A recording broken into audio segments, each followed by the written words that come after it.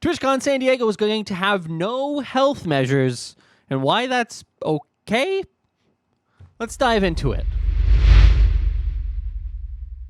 Hello, everybody. Welcome back to another video. This one is sure to be full of comments in the comment section that I'm going to have to not respond to because we are talking about TwitchCon and health measures. But first, before we get into it, make sure you like and subscribe to the channel here, guys, and turn on that bell notification, because if you don't, the YouTube gods will not be kind to me. I think that's how that works. So let's talk about the health measures, or the lack thereof, because this has obviously gotten a lot of attention today. Partially my fault, I guess maybe fully my fault, in that I noted that there was a change on the San Diego TwitchCon page as it relates to health measures. And it says here, this is the actual page, we're constantly reviewing our health and safety guidelines along with local authorities. In accordance with current local guidelines, there will be no COVID-19 vaccination or testing requirements at TwitchCon San Diego.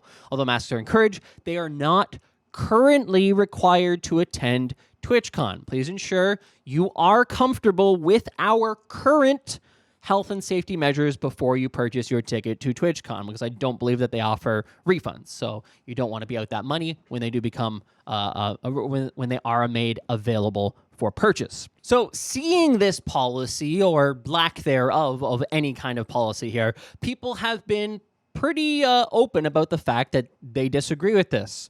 There has been a lot of pushback against Twitch, as you can see just from the engagement levels here, and particularly as it relates to quote tweets. I am being ratioed almost by quote tweets. And the reason for that is twofold. I think first and foremost, perhaps the most direct comparison, it's the one that I personally made, was it's a fascinating decision because literally at the exact same location just a week ago, San Diego Comic-Con took place, and they did have a mask mandate, and they did have a proof of negative test or vaccination requirement in order to enter their venue, and everybody said they did a relatively good job of that. The second reason why I think that people are pretty up in arms about this is because of the fact that TwitchCon TwitchCon Amsterdam just wrapped up a few weeks ago, July 18th, and I tweeted this out then, and so begins the wave of TwitchCon COVID tweets. This is just a sampling of total number of tweets that were sent. I was actively documenting them to see how many people would end up testing positive, and it was a lot. It was a lot more than even I was expecting. In terms of total volume of tweets, it was a lot. But this really indicated to me that TwitchCon San Diego should require masks. In my opinion, it seemed like this was a good test, a good beta test for what could happen at TwitchCon San Diego, and what will inevitably happen at TwitchCon San Diego. And so that's why I was kind of shocked to see that they didn't have any kind of mandate change themselves. Now, most of the reactions have been pretty critical of Twitch. I'll share a few that I've pulled up here. This is Steven Spawn. Until Twitch decides to take the safety and health of its employees, streamers, and staff seriously, my recommendation as a Twitch ambassador is that you should skip TwitchCon San Diego.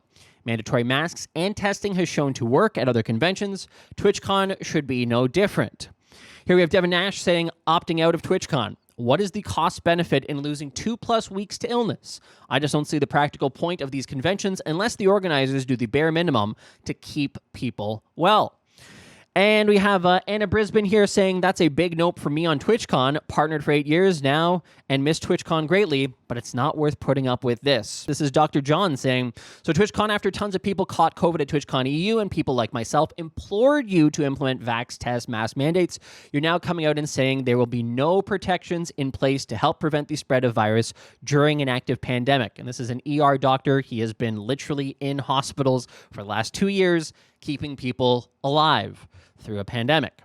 And then we also have here Dr. Neuro Fourier, who says, at this point, Twitch, I'm not going to bother anymore. I've tried to engage your crew multiple times. It's not a legal issue, nor is it a feasibility problem. Just come out and say it. You choose the easy path out to ensure highest attendance. Now, the last part of this is the Twitch reaction. What will Twitch do? I've shared this, and I know a lot of people have also shared this. This was created by Krev on July 21st, shortly after I do believe, shortly after TwitchCon Amsterdam. It says it here. After the surge of COVID-19 cases after TwitchCon EU, it is incredibly surprising to see the lack of mask policy for the event and makes many of us incredibly concerned about TwitchCon NA. Basically asking for a mask policy at Twitch. Or sorry, at TwitchCon San Diego. This has also been shared by a couple staffers who have said, hey, I'm just going to leave this here if you want to take a look at it. And so you have seen some level of people who are actively upvoting this. This went from about 400 votes prior to 2,500 now. And if I refresh, it might even be higher than that. 25.5. So the question then becomes, will Twitch do anything about this? Are they going to change course and implement a mandate? And my personal opinion is no. And I'll relay a story here. This was told to me by multiple Twitch staffers, but of course I don't have a recording, so I don't know the exact words and how it was said or how it was conveyed.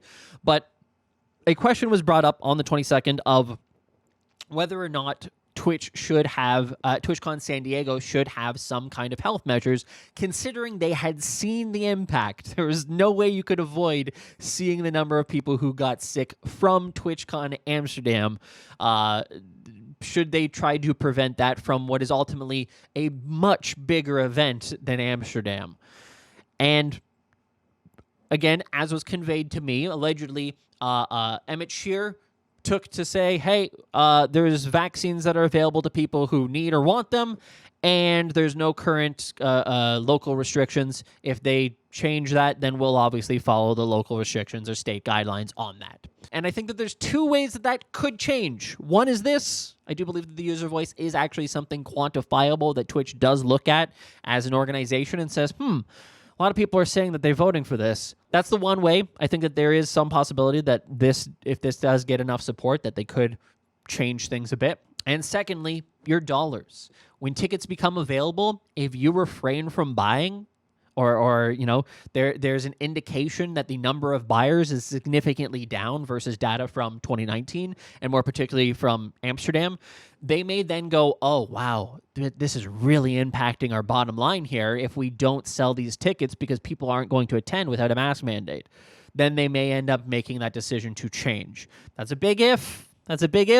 I have a strange feeling that ticket sales will not be impacted by this, but that's just my opinion. I guess we'll have to wait and see. So the question becomes, should you attend TwitchCon? And that ultimately is a very difficult question to answer. And every person is going to have a different calculation that they have to make. But I'll share with you what I'm choosing to do. I personally will not be attending TwitchCon San Diego 2022. And the reasons are threefold. Number one, the economy. I've made a video in the past about how we are entering a recession, and I think it's particularly important right now, more than ever, to cut costs. I think that the reality is we may be entering a deep recession, a time where sponsor money, subscriber money, bits, coffee, OnlyFans supporters, anything and everything may experience a drawdown in the amount of income coming in.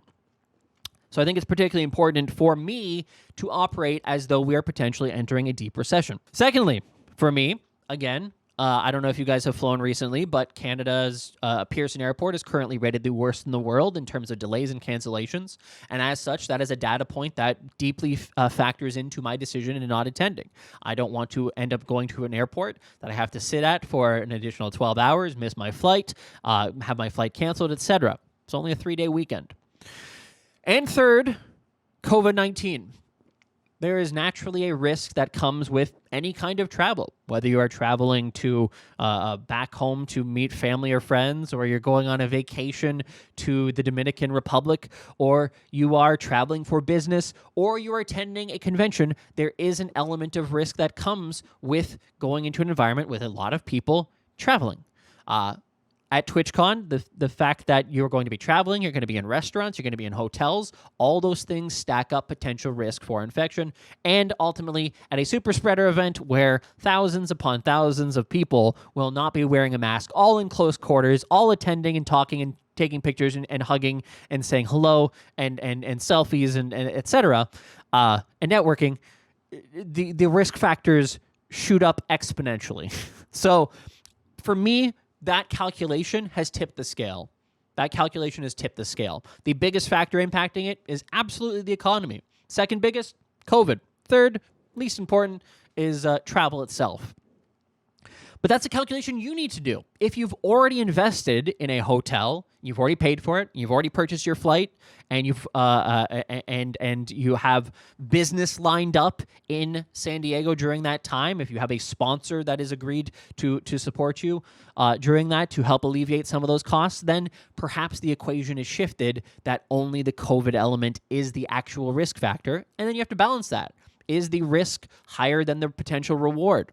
Those are the kind of things that I think you need to decide on a personal level. I can't tell you whether or not the risk of just getting COVID is enough to not go, to not experience, to not see your friends, to not see streamers, to not see your community. I can't tell you that. I don't know what those things, how they'll impact you, what value you put on those things. Is it worth going to meet all these different people that you love and want to meet and see and hang out with and take pictures with in exchange for getting sick for 3 days, 7 days, 14 days, 6 months? So all those things are things that you need to actually come up with and determine what the risk is and where that balance equates. If it shifts positive, then I guess you should go.